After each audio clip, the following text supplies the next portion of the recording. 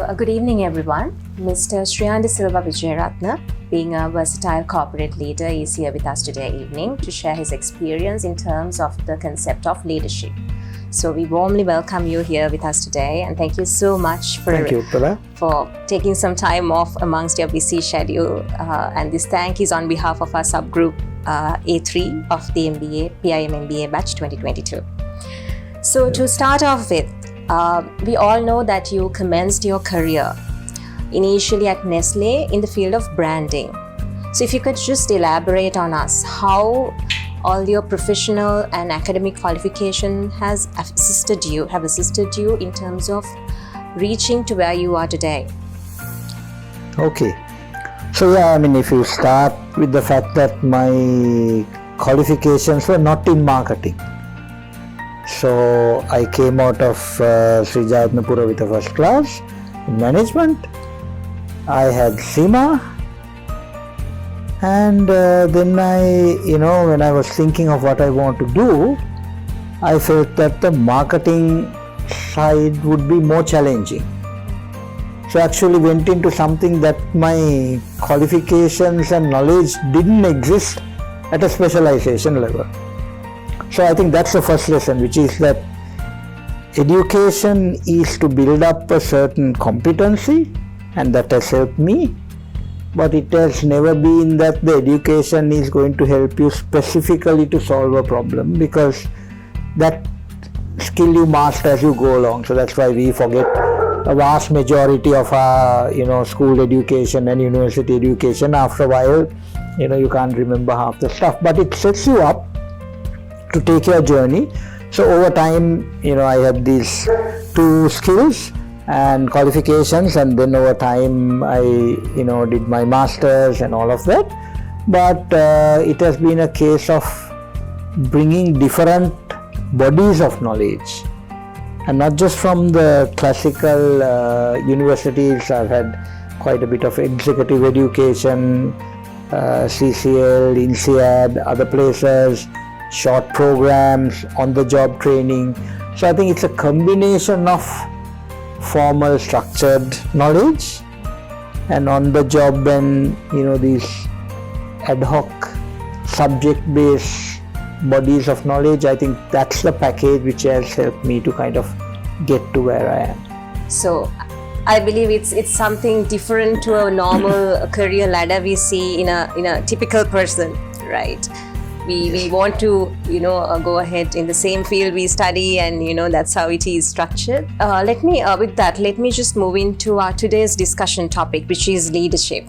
So could you please share a little bit of your experience in terms of your leadership, the practices that you have followed, and specifically if you have a certain leadership style, what it is, and over time how it has evolved? Okay, so that's a very, very broad, big question. So, I think when when I look back, so I think the leadership journey goes back to, even your school time and your growing up, because I was the eldest in the family, so that, you get a certain expectation of needing to, be a role model in a certain sense as the eldest. Then I found that in school I would often get dragged in for various things, and then given these different whether it's a monitorship or a prefectship or something else, and a president of this or something of that. So I found myself getting pushed into a couple of different leadership roles of sorts. So I think that it was probably around that time that I started also realizing that maybe there was some capacity here that I need to build on. And I guess over time I evolved on that. So that would be the foundation. But having said that, it was certainly not a linear journey, This went all over. So it has, sometimes there are times when I think I've failed miserably as a leader, and other times I feel really good about what we were able to achieve. So it's not a progressive thing that you keep growing and growing as a leader and I feel better and better. It has its ups and downs, and it takes also different journeys. Now, so for one example is, I think for the maybe first 6-7 years of my career, I didn't manage anyone. right? And then in my first, it was a small department, very niche business, analytics and that kind of thing. So I was a one person, and then I had a young person, a lady under me, and it was a terrible managerial experience because I don't think I knew the ABCs of being a manager. So I think we both struggled through that journey to kind of become, to settle down, right? And the next step, suddenly I had the next role I got into, I had 150 people. So from being a leader with a very limited scope, although I was thinking and working on bigger problems, I suddenly had to also add on a people management. And I think the more challenging aspect, really, as we all often talk about, is the people management style of leading. So I think, this went through different journeys, but I must say there were different people who shaped my leadership and, how I approach it. So I remember at Microsoft time, I was interviewed and asked, who are your role models for leadership? And they were very surprised when the answers I gave were the name of 3 priests, Catholic priests. And for a corporate leader to be talking of role models in religious people rather than, whether it was Bill Gates or somebody else, but they had the unique way in which they demonstrated principled leadership to me, and therefore I ended up having quite a lot of anchoring on my value system as a leader. And I think if I look back at the journey, that has been one of the anchor points. It has moved me both forward and backward as a leader in my career, because there have been times when it's actually been to my detriment. When you take a stance or you say something as a leader, and that's because you don't want to actually go with the flow or play politics, or you're saying no to a politician, and all these things sometimes can have their consequences. So the journey of leadership has gone up and down, but as it went along, I also realized, you were asking about the style and all of that, some of these leadership challenges gave me a realization. I'm like a glass half full person, always.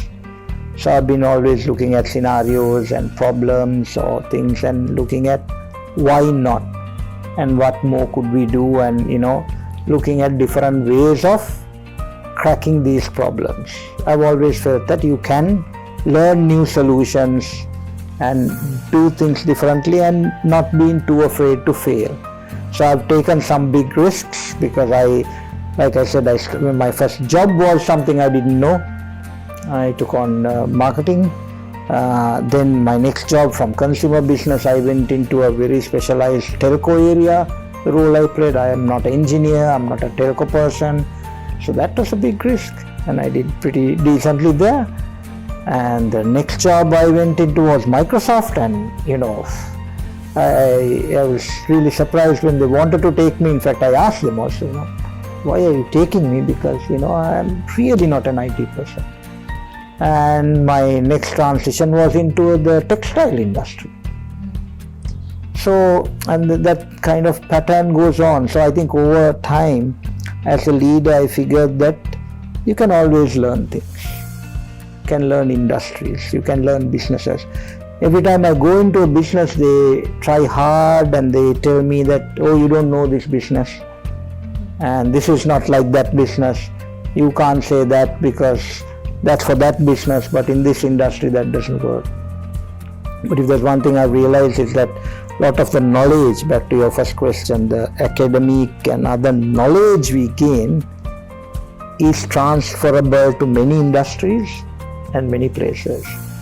So later when I was, studying things a little bit more recently, I could see that the whole trend of a growth mindset, now everybody's talking about that, right, is coming about. But when I started reading that, I realized that that's probably what I was having for most of my career, which helped me to kind of push the boundaries on things like that. So I've been somebody who's been very vocal, transparent, and you say it as it is, and that works well in some companies, especially companies who are high performance. They want to go the extra mile, they want to drive performance. They encourage constructive debate, discussion, criticism, because that is for the journey. But the companies who spend more time being middle of the road, these can not be taken as well, because people feel that it's personal and all of that. So as a leader, sometimes this helps you, it's one of your biggest assets. At other times, in some cases, it can come back to bite you. So this has been there, but I've also enjoyed trying out new things.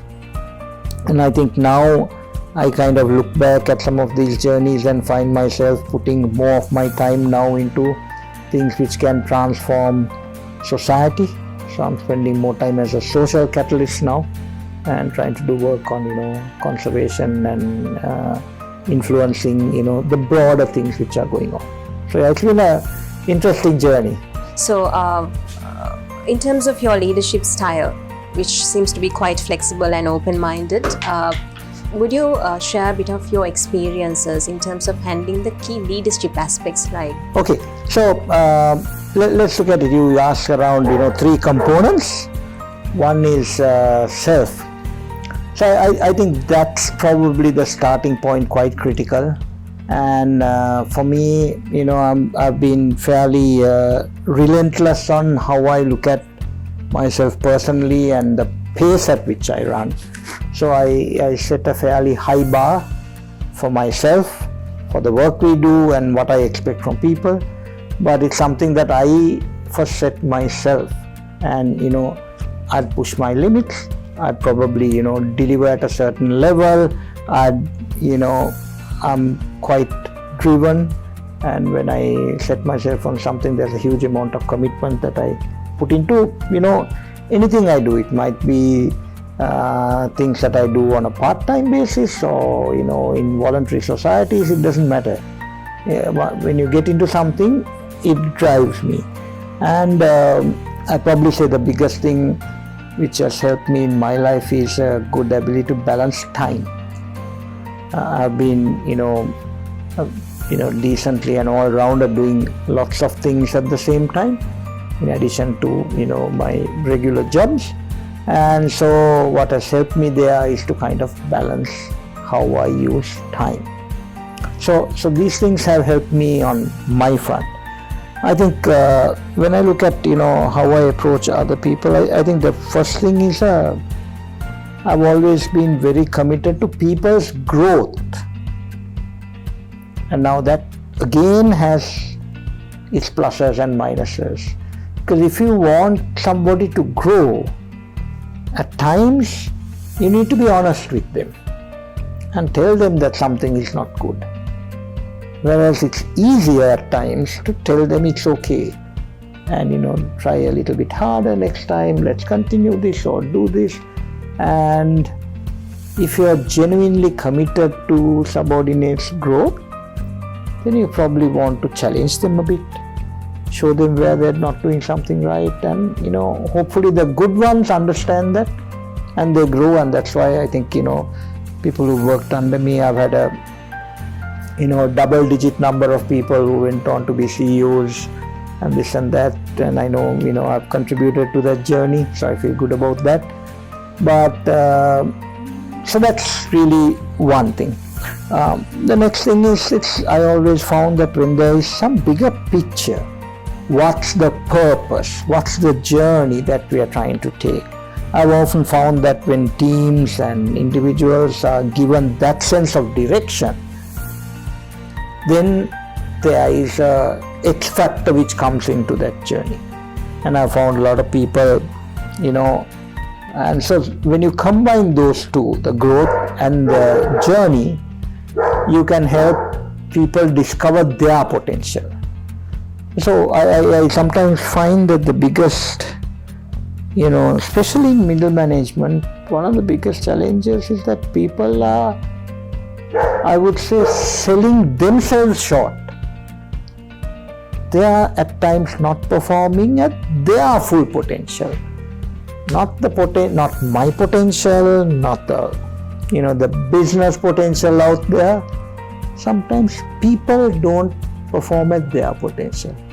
So if you give them a document, ask them to do a PowerPoint presentation or something, how often do we find that people come back with very shoddy work? But that's not that person's potential.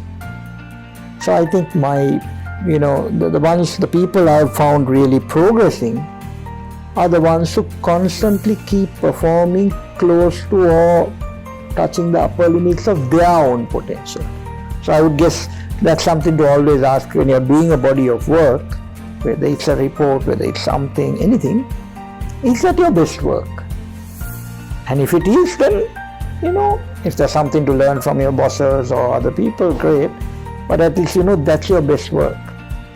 When you put something on the table and if a boss or somebody says that that's not up to the mark, and then you say, yeah, I know, I can do this better, and you tell yourself, then you're letting yourself down. So I find that's really good. I've always valued diversity. I like all kinds of people in the mix.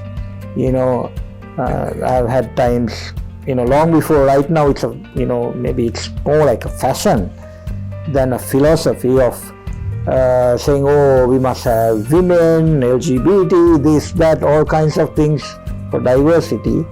Whereas, 20-25 years ago, I would be hiring, okay, that looks like somebody who's this, but I think they'll add great added dimensions in our team. Let's bring them into the team. And I think it's the leaders who have that philosophy who can balance this better than the ones who tick these off because of a metric that you should be wanting.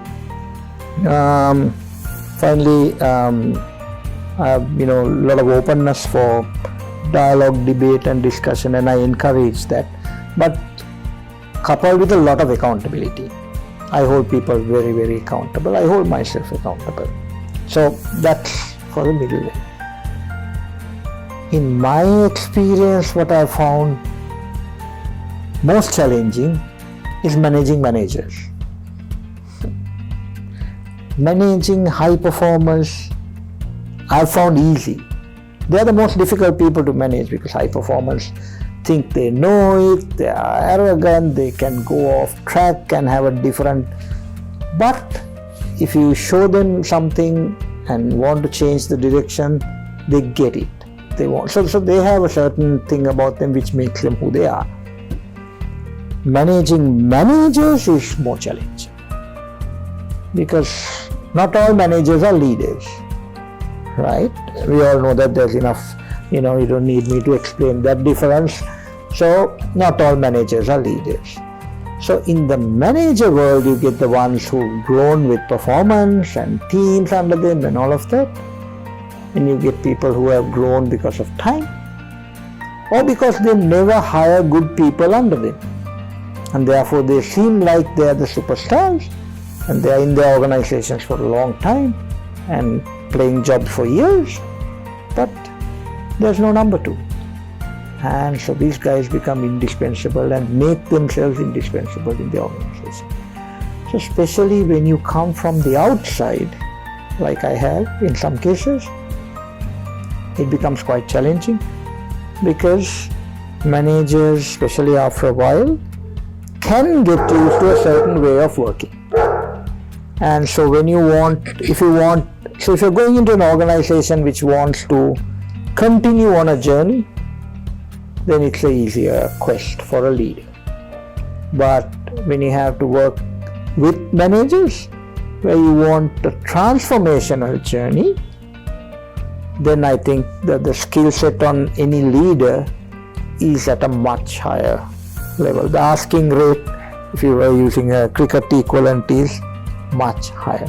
So I think then the whole question of different agendas, politics in an organization, favoritism, all these things get mixed up with the high performers, the good talent, the managers who really want to grow versus managers who will be comfortable with status quo.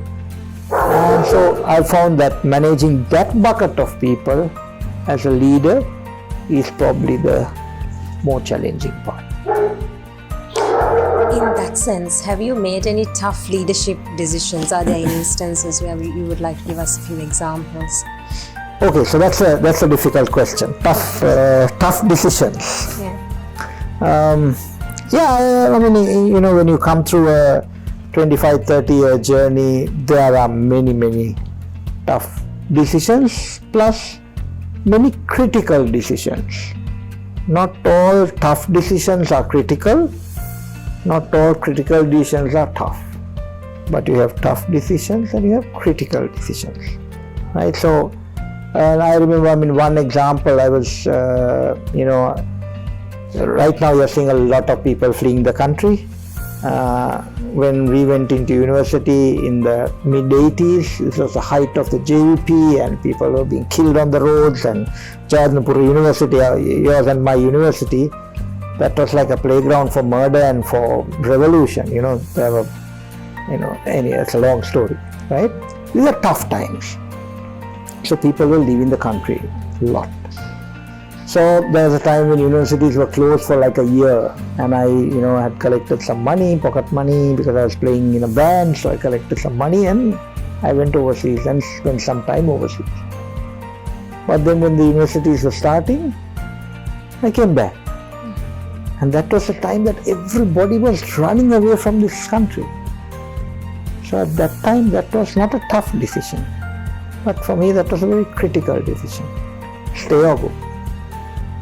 And I had that same thing played back to me at least twice, thrice, because in some of my companies, which are multinationals, I had to choose, now do I pursue a career in Sri Lanka, or do I take the posting with a lot more money and lot of prospects and go and work in another market.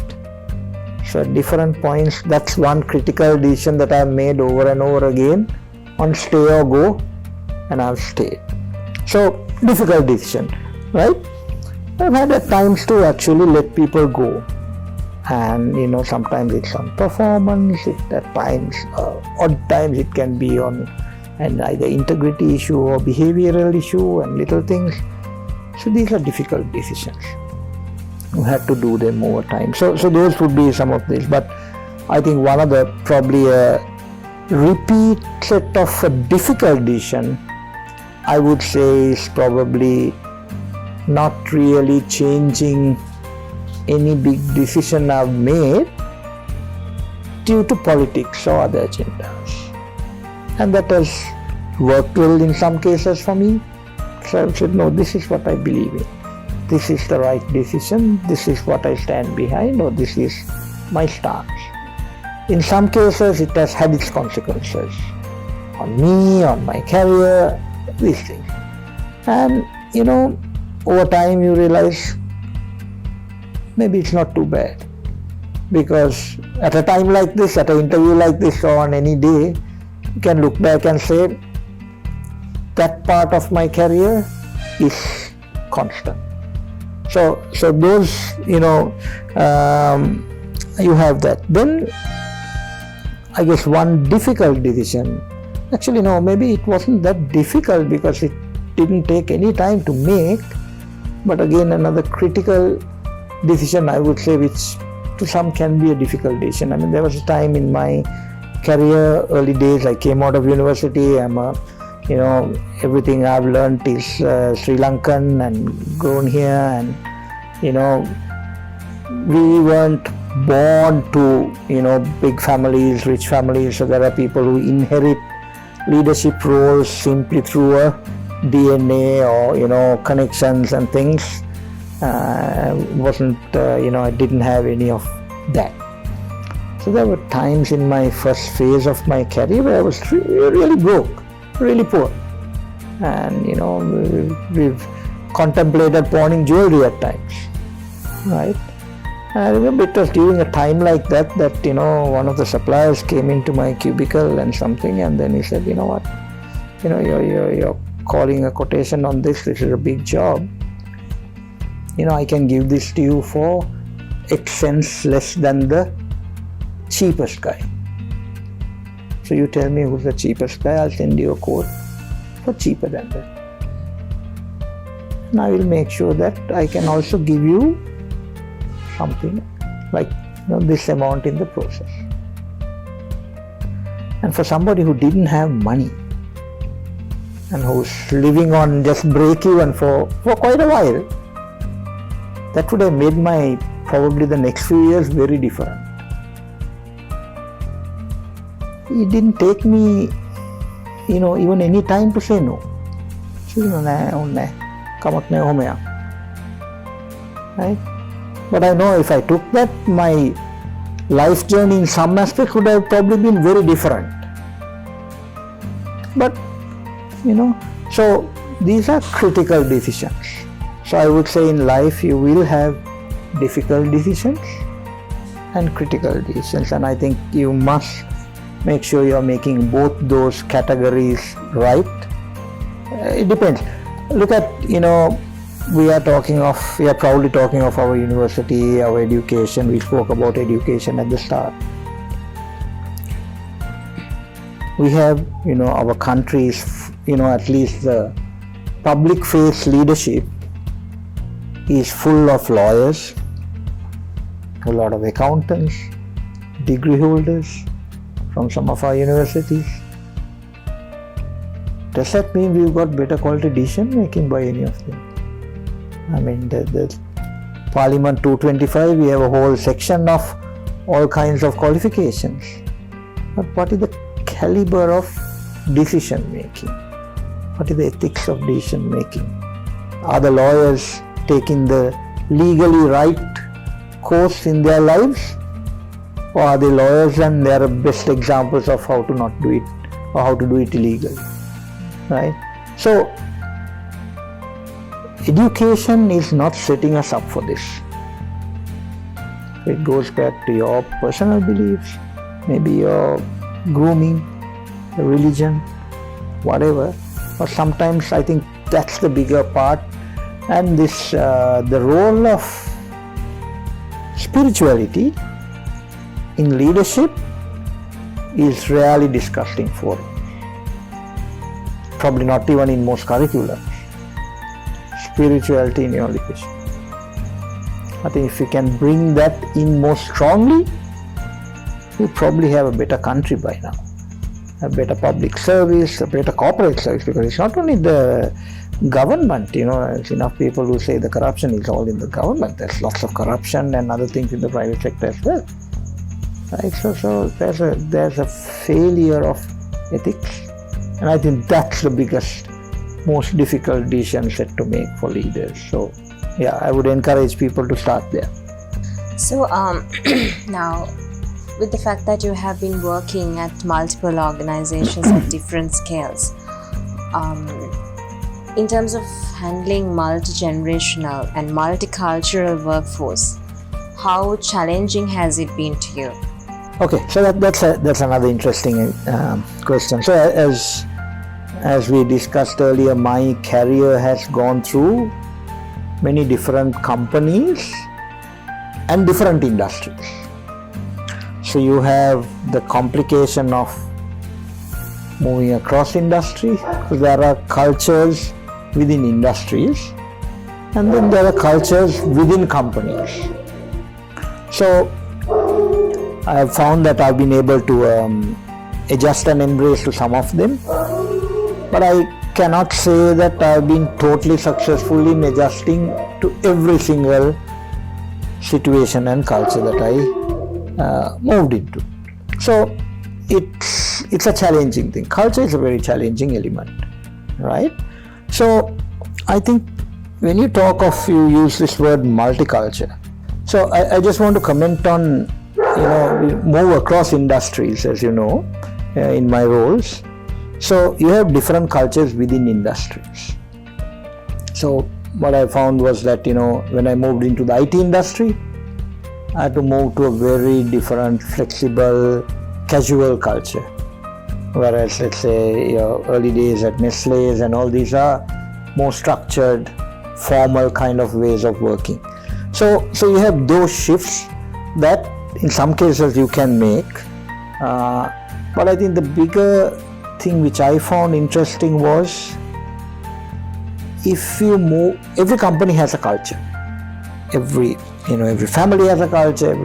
There are cultures and cultures within cultures and all of that. What I've found over time is that the companies in which the culture is evolving, where people who come from outside are able to be embraced into the culture, and both sides are absorbing each other, are likely to move forward faster than the places where I have found that the cultures are strong and rigid. It's not bad or good, but there's a certain way of doing things. And you might hire good people, but they want you to come and do what is going on there. And then it becomes more difficult. So I think depending on what you find, if you find that you have a culture that is fast moving, flexible, evolving, you are able to contribute more. If you are in a more stronger, rigid, slowly evolving culture, sometimes you have to balance the pace of how much change you want to bring in. And so sometimes, personally, what I've found is that as a leader who's, like I said earlier, driven, glass half full, wants to do high performance, the answers don't end up being the same in these two different cultures. So my kind of advice to people would be pay a lot of attention to the culture, because it can be a bigger problem than you anticipate, right? Then for me, what I have found helpful is that to be able to operate at all levels of an organization. So the culture at the top versus when you go out into the field with the sales guys, when you go onto a factory floor, these are very different dynamics. So you have to be able to scale across these different tiers of the organization, in which in the same organization there are subcultures which are seeming very, very different, right? So for me, the fact that I went to a local university, local school, I studied in Sinhala, all of that has helped me a lot to scale the lower cultures. But I've seen that some people who, especially English educated, Western educated, are able to navigate the higher cultures, but their ability to kind of penetrate to the lower groups become a bit more challenging for them. So that's on the multicultural side. On that side, the generation side that you spoke about, I think my time at Microsoft was very helpful because it kept me younger. I think if I spend that time at some other company, by now I would have been feeling pretty old, right? Mainly because I wouldn't have been embracing technology as much, right? So one of the main things, as we all know, if you want to work with the new generations, is how comfortable are you around technology. So embracing technology would be, I guess, my recommendation as the key to working across the newer generation, right? If you're someone who doesn't value technology, isn't keen to learn new technologies and want to master new technologies, then you're in big trouble, because you will never relate to them. You will not understand why they want to talk to you over a WhatsApp or a thing rather than face to face. So how this, I've been working from home 20 years before this whole COVID hit, and everybody suddenly seemed to realize the value of working from home. Companies are practicing that for 2 decades, and there was bunches of people here who said this cannot work. So then you have simple things like, how many companies insist that you should put your thumbprint as attendance. I've never given my thumbprint in my life. And I walked into some companies who had it and I refused. I said, no, that's not how I work, right? So companies said, no, we must know who's working, etc. This was like a holy grail. Come COVID, nobody cared about that. And you ran for 1.5 years. I'm pretty sure many companies have readopted that practice after COVID. Companies who discovered that this adds very little value would still go back to those practices after COVID. And I can give you more examples of practices that people didn't do during COVID, which may not as value as much now in the modern tech world and young world as you think, but companies will go back to. So the companies who do that risk alienating the younger crowds. And younger crowds are looking for different kinds of working environments. So I think I've found that, since I've been closer to technology, it has been easier for me to work with younger people. But I think if not, that's going to be a challenge for any leader, because when we were young, people at my age, that's like over the hill and far away. Those guys are gone. They are finished with their life. That's the way you would look at people who'd reached our ages, right? And young people today are probably looking at us no differently. If we are able to work with them through technology and talk the kind of some of the newer languages of how things work, then you can set up organizations which are youthful. Right? So I guess that's the key for transitioning that. So during the discussion initially, you came up with a few instances of some tough times that you came through, right? When we look at the current context of Sri Lanka, we know the country is facing a critical economic crisis. And you have quite recently been working for Hemas as well. So I suppose maybe through Hemas you could give us a bit of insight as to how your role, what your role was, and how the company, how the organization, faced that as a challenge, and how critical leadership was in that sense. Yeah. So I think during crisis times, leadership is probably the single most differentiating factor which will make companies either grow, just survive, or roll over and go away. Because it's at that time that you're really testing the skills. Otherwise, if like in the growth phases, it is like the tide which lifts all the boats. So the tide comes in, lifts everything, and everybody is cruising along. So they all take credit for what is working when there is a natural momentum anyway. But to deliver that when things are not in your favor, now that's the difference when the good leaders emerge, right? So these are good testing times for great leadership skills. So in this crisis, I think one of the things is you need to be unconventional, you need to be nimble. Organizations and teams which are able to take decisions fast, and you have to move the decision making to the front end, because they are the ones who are closest to the action. If they need to work all the way up the hierarchy to take a decision, in these crisis times, the decision making becomes slow. So how do you make yourself irrelevant? As leaders, you should be making less decisions during crisis, because the lower people are going to be probably closer to the action. Second one is, do you kind of approach it with aggression, frustration, or victimization, right?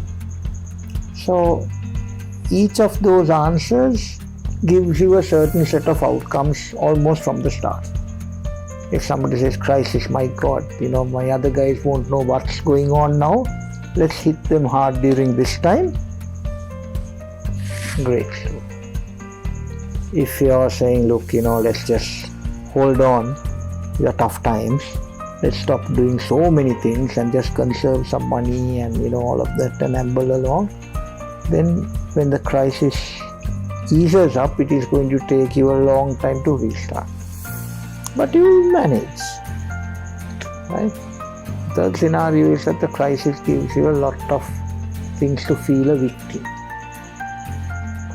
Our entire political establishment seems to be suffering from a victim mentality, because in their mind it seems that it was only COVID which caused all these problems in the country, not leadership, right?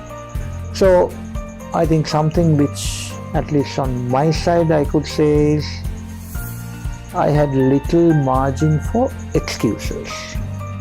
Now that might sound like really, really harsh, right? It might seem like, oh my God, that's a heartless thing to say.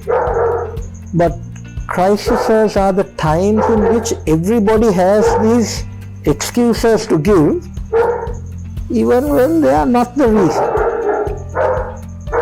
So you have COVID being a wonderful excuse. You had war being a wonderful excuse. You had terrorism being a wonderful excuse.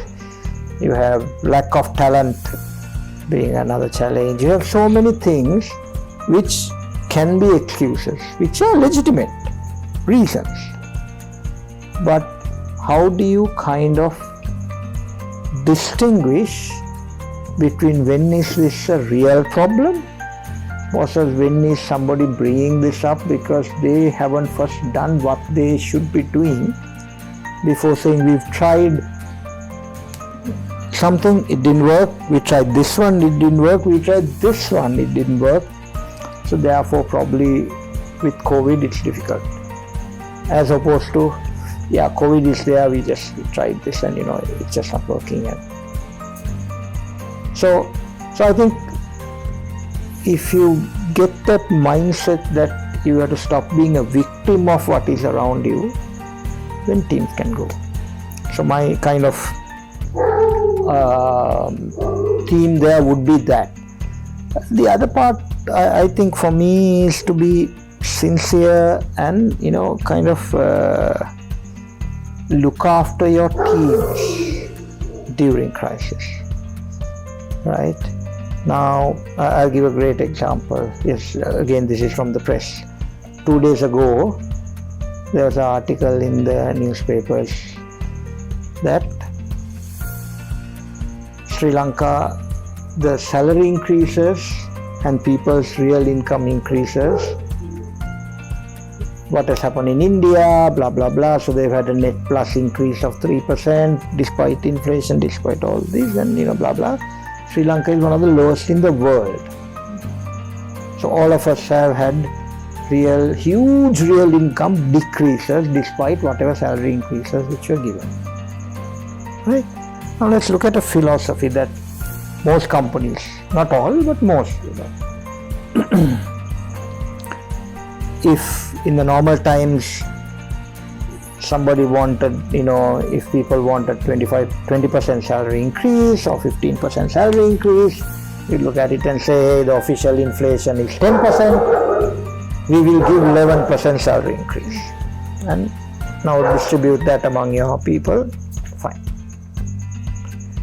What do you think is happening when, so in the current crisis, raw materials have gone up, we've given the suppliers their new prices. Freight went up, we gave the freight prices. The dollar went up, we gave the dollar prices.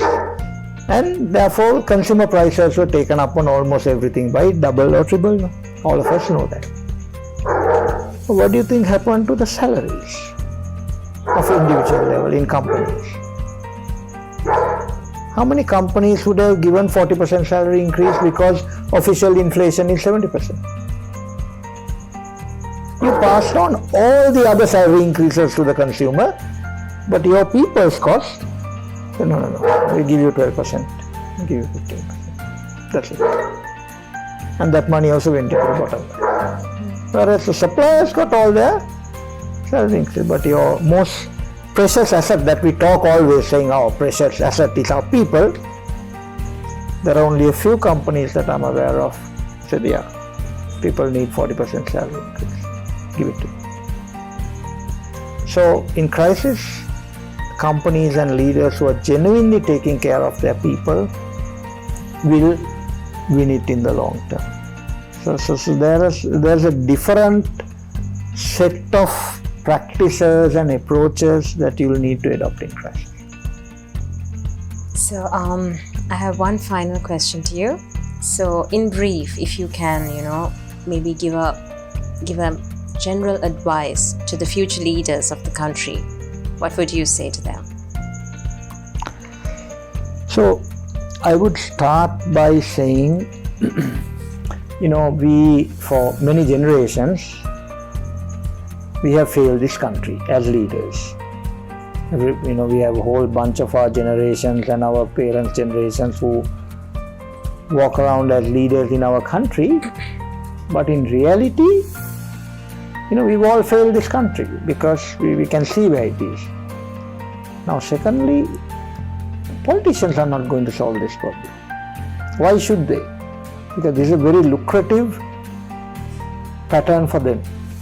Crisis, politicians are in control, corruption, all of that, and there is no interest and no reason for them to actually solve this problem. So my ask is for all the young leaders, get more involved in politics.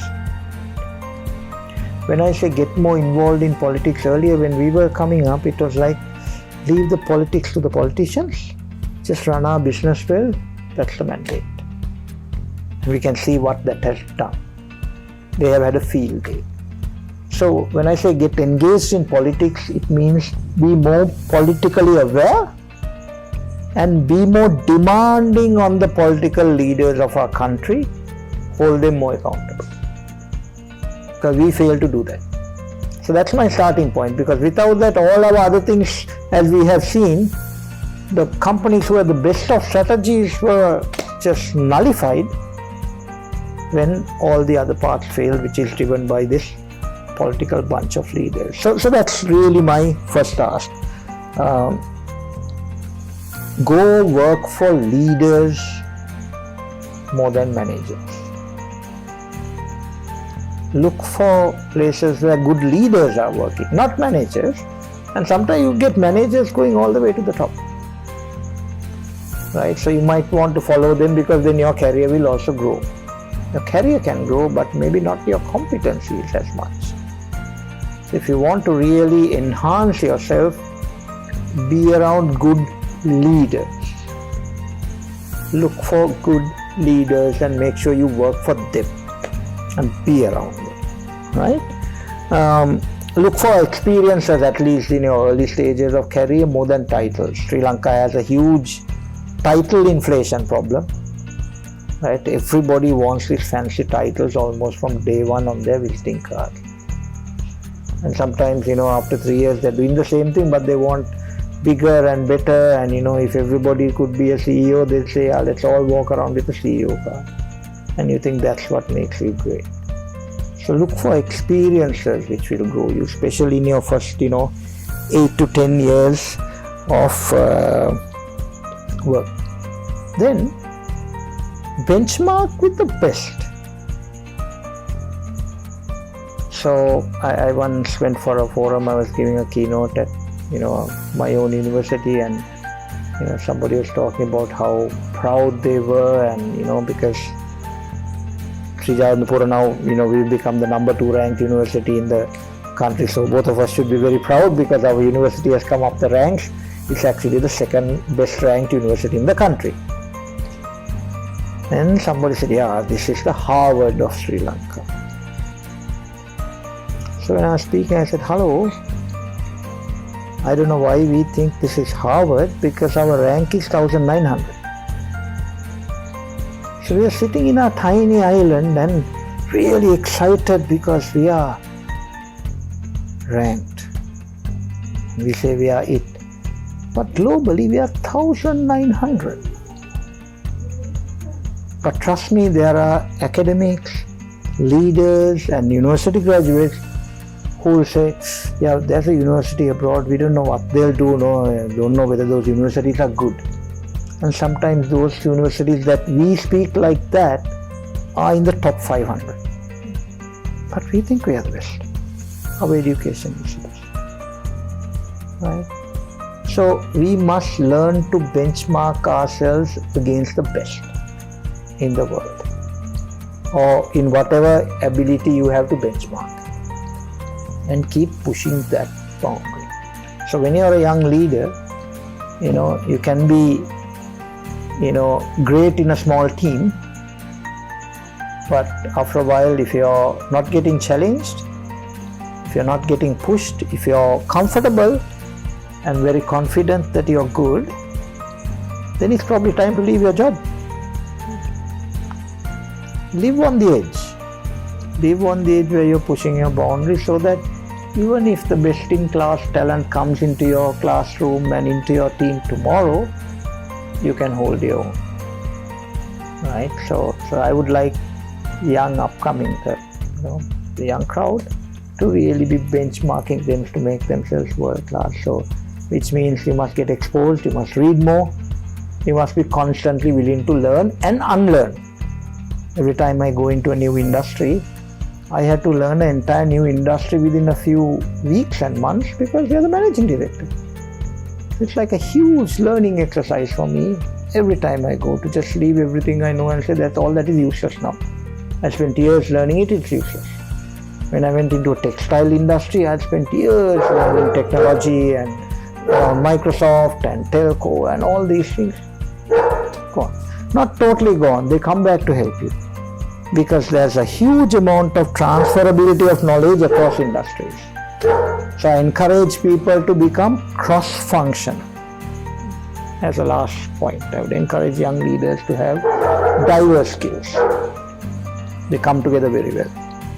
Yeah, maybe a bit too much I spoke about. No, thank you so much for those golden advices, and with that, let me conclude our discussion today. Once again, thank you so much for giving us this time today amongst your busy schedule, and it has been a very insightful discussion. Thank you so much. Thank you so much again for having me, picking me, and apologies for my dog who's caged out there and barking sometimes in the background. But no, I enjoyed it. It's always nice to kind of meet young people and learn, as you go along. So I learned as I kind of thought about, joining this forum, and I wish all of you all the very best. Don't think your MBA is an end. That's just going to be another beginning once you've done that, and use that as a starting point to now relook at everything you know, because you've got a new set of skills. Now use that to relearn, unlearn, and start again. Right? Good luck for an exciting journey and adventure for all you guys. All the best. Thank you.